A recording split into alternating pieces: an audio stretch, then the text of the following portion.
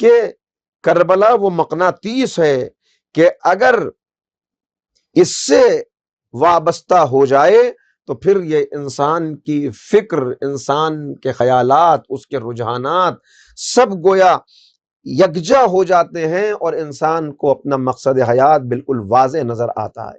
یہ ایک بہت بلند پہاڑ ہے جس کو چڑھنا ہے، اور چڑھائی کے لیے سب سے پہلے کمر ہمت کو کسنا پڑتا ہے، عزم اور حوصلے کی ضرورت ہوتی ہے کہ اس بلندی تک پہنچنا ہے، اس کی چوٹی کو سر کرنا ہے۔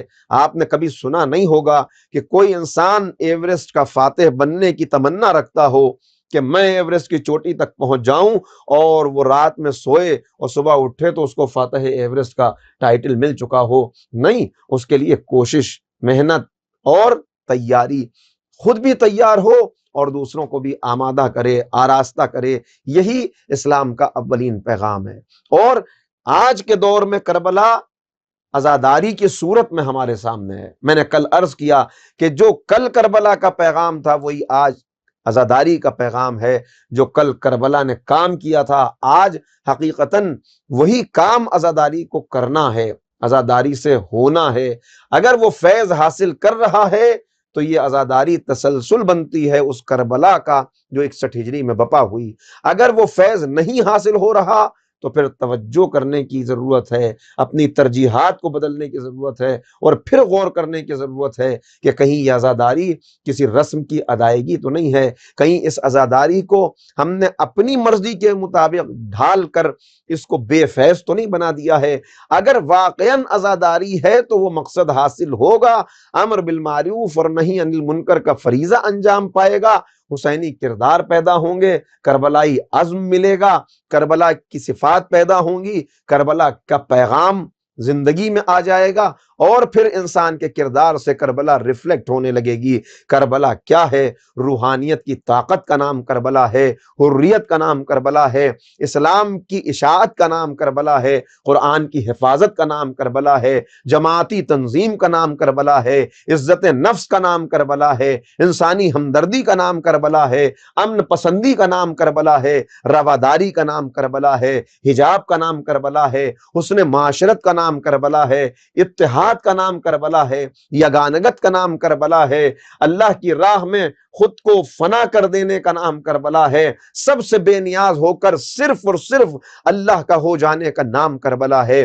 آسان نہیں ہے کہ کربلا کے حق کو ادا کر دیا جائے، آسان نہیں ہے کہ کربلا کی وراثت کو آگے بڑھایا جائے بغیر کسی کوشش کے۔ یقیناً یہ وراثت آگے بڑھے گی جب اس کے لیے وہی کربلائی عزم ہو، وہی حوصلہ ہو، یہ توجہ رہے کہ حسین ہمیں کیسا دیکھنا چاہتے ہیں، یہ توجہ رہے کہ جناب زینب اپنی کنیزوں سے کیا چاہتی ہیں، یہ خیال رہے کہ جناب علی اکبر جوانوں سے تقاضا کیا کرتے ہیں، یہ احساس رہے کہ اون و محمد کمسنوں کو کیا پیغام دینا چاہتے ہیں۔ میں نے یہ باتیں عرض کی ہیں اور کئی مرتبہ ان کو دہرایا ہے کہ یاد رکھیے کوئی بوڑھا، کوئی ضعیف دنیا کے کاموں سے ریٹائر ہو سکتا ہے، مگر جب تک اس کے سامنے حبیب ابن مظاہر کی سیرت سامنے ہے وہ دنیا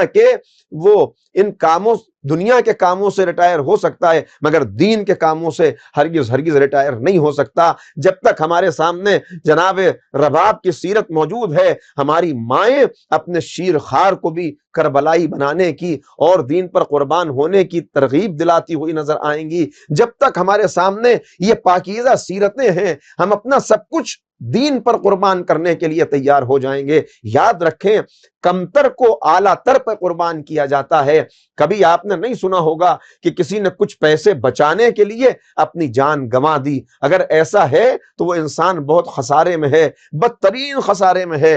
ہوگا کوئی ایسا؟ کہیں آپ کو ایک مل جائے لاکھوں کروڑوں میں کہ جو پیسے کو اتنی اہمیت دیتا ہو کہ اپنی جان کو بھی پیسے کے لیے قربان کر دے؟ ہوگا کوئی ایسا بخیل، ایسا کنجوس، ایسا کمزر؟ ورنہ ہمیشہ کمتر کو اعلیٰ تر پہ قربان کیا جاتا ہے۔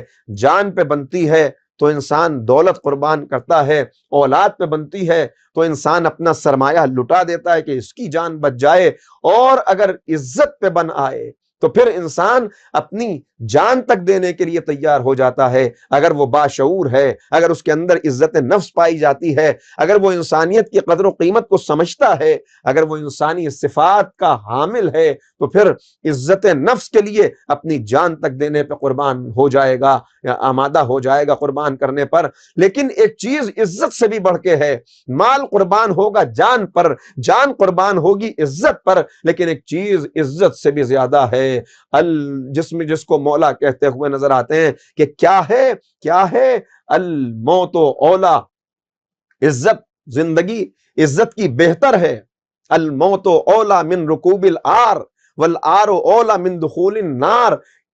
انسان عزت کو قربان کرتا ہے دین پر، دین پر۔ اگر دین اور ایمان کا مرحلہ آ جائے تو وہاں جان بھی قربان، مال بھی قربان، عزت بھی قربان، اور یہی حقیقی مومن کی پہچان بھی ہے۔ قرآن کریم بتا یہی رہا ہے کہ حقیقی مومن کون ہے؟ الذین آمنوا وہاجروا وجاہدوا فی سبیل اللہ باموالہم وانفسہم اعظم درجۃ عند اللہ، کہ وہ کون ہوتے ہیں؟ جو وطن بھی چھوڑ دیتے ہیں دین کے لیے، جان کا نذرانہ بھی پیش کر دیتے ہیں، مال بھی قربان کر دیتے ہیں، اور جب سب کچھ قربانی دے کر وہ خالی ہاتھ کھڑے ہوتے ہیں تو ان کے پاس جو سرمایہ ہوتا ہے اس کا کوئی اندازہ نہیں لگا سکتا۔ دنیا ان کو مادی آنکھ سے دیکھ رہی ہوتی ہے، دنیا ان کو خالی ہاتھ دیکھ کر یہ سمجھتی ہے کہ سب کچھ گنوا دیا، جان بھی لٹا دی، مال بھی لٹا دیا، عزت و آبرو بھی قربان کر دی، لیکن نہیں جانتی کہ اللہ کے یہاں ان کے درجات کتنے بلند ہو جاتے ہیں۔ وہ اللہ کی جنت کے وارث بنا دیے جاتے ہیں، وہ اللہ کی مرضی کے مالک ہو جاتے ہیں۔ پھر قرآن پکار کے کہتا ہے وَمِنَ النَّاسِ مَن يَشْرِي نَفْسَهُ ابْتِغَاءَ مَرْضَاتِ اللَّهِ، کہ ایسے ہیں بندوں میں کچھ کہ اگر وہ اللہ کی رضا کے لیے اپنا ایک ایک لمحہ حیات وقف کر دیں تو پھر اللہ بھی پکار کے کہتا ہے اے میرے بندے، تو نے ساری کمائی دے دی، میں نے ساری خدائی دے دی۔